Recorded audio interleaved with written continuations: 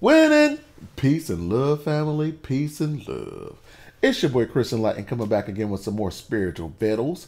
And today I'm going in on when does your spiritual path start? Ooh, this is a good one, family. This is a good one. When does your spiritual path start?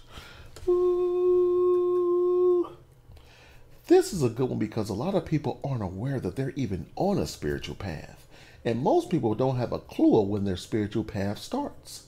A lot of people think if you're following a master, you're reading books, you're taking in sunlight, learning divine prayers, choosing to help people, choosing to be a better person, well, I'm on my spiritual path now.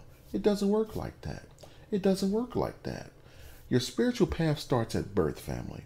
As soon as you take your first breath, you're starting your spiritual path.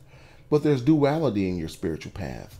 You can either evolve or devolve. Ooh. You can either evolve or devolve. Because this is your first time living, family.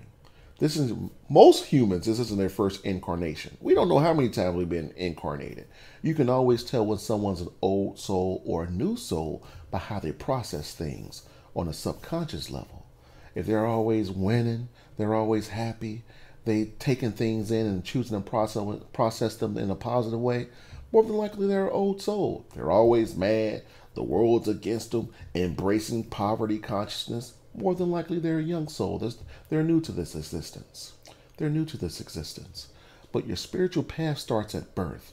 And if you were in a temple meditating for 10 years in your last life, when you come into this incarnation and choose to reincarnate again, you pick back up where you left off. You don't have to start back over. You pick back up where you left off. So your spiritual path is nothing more than an amalgamation or a combination of all of your incarnations. That sounds like some bars. Amalgamation or a combination of all your incarnations. That's the totality of your spiritual path, family. One thing I want you to realize this. When you're on your spiritual path, it's good to just take it in. Just be. Being aware that everything that you do, all your actions, are being recorded by your spiritual defender. Go back and watch that video on Spiritual Defender if you haven't watched it, where there's a being or an angel that speaks on our behalf every night. When we go to sleep, it just goes into this courtroom and it talks about if you should wake up the next day or not, depending on your earthly actions. Go back and watch the Spiritual Defender, and I don't want to say too much because it's heavy. So if you haven't watched Spiritual Defender, go back and look up Spiritual Defender. I want you to really take that in. But your spiritual path is all around you. The people you meet are on your spiritual path. Most people you meet on your spiritual path signed a contract to meet up with you again to help usurp your winning divinity. Like my wife, my daughter, my mama, my brother, my sister, my friends, my spiritual family, all those people signed a contract before they spiraled into this reality to meet up again to help each other win. Sometimes you ever see someone who's like, they have a lot of vigor, they're loving, they're winning, and then they meet someone and it seems like they're losing. It's like, what are they doing with that person? They both signed a contract to help each other out. Sometimes when you meet someone and they're not on your spiritual level, it doesn't matter that they're winning like you. You can learn something indirectly from their losses so you don't have to repeat the same mistake you made in previous lives, family. So you don't want to denounce anyone you meet. I see someone that's losing, I drop them spiritual nickel bags of my light in hopes that they'll win. And what I take from them is what not to do. What not to do. Everything you do is a choice. Consciousness is nothing more than the ability to make a choice, family. So it's up to you to either choose to lose or choose to win. Another thing about your spiritual path, you must make time for your spiritual path. You must make time to win. There's a lot of people out there saying, I don't have enough time to write a book. I don't have enough time to do a YouTube page. I don't have enough time to do this. I don't have enough time to learn these divine prayers. They're too daunting. You don't want to. Those are just excuses. Those are verbal poverty consciousness words. Because you make time to eat. You make time to be on that phone. You make time to play slap and tickle with your boo. You make time to watch TV every day. You make time to read. Whenever you need to do something, just do it and make time to it. Just make time to do it, family. It's just as simple as that. So I hope you got some jewels on understanding when you're on your spiritual path. Your spiritual path starts at birth. No one can help you win on your spiritual path but you. You must have to choose to win.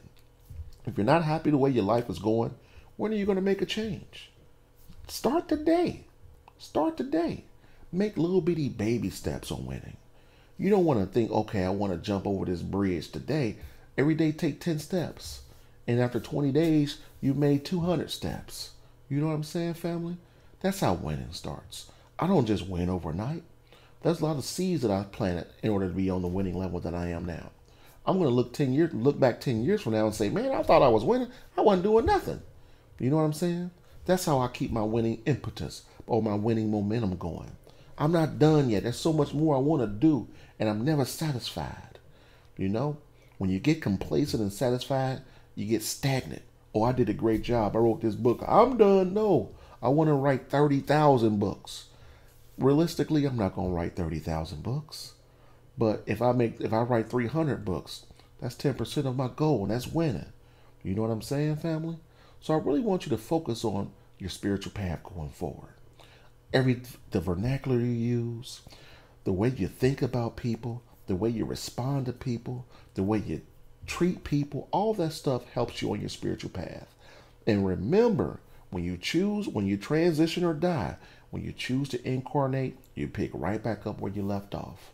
Okay, family? So again, if you haven't got any of my books, The Enlightened Talk, it's a book of metaphysical spiritual poems that's guaranteed to titillate your frontal lobe. Poverty Consciousness, another best-selling book. Wealth Consciousness, another best-selling book. Dissolving Your Limitations, my latest book, another bestseller. You know what I'm saying, family?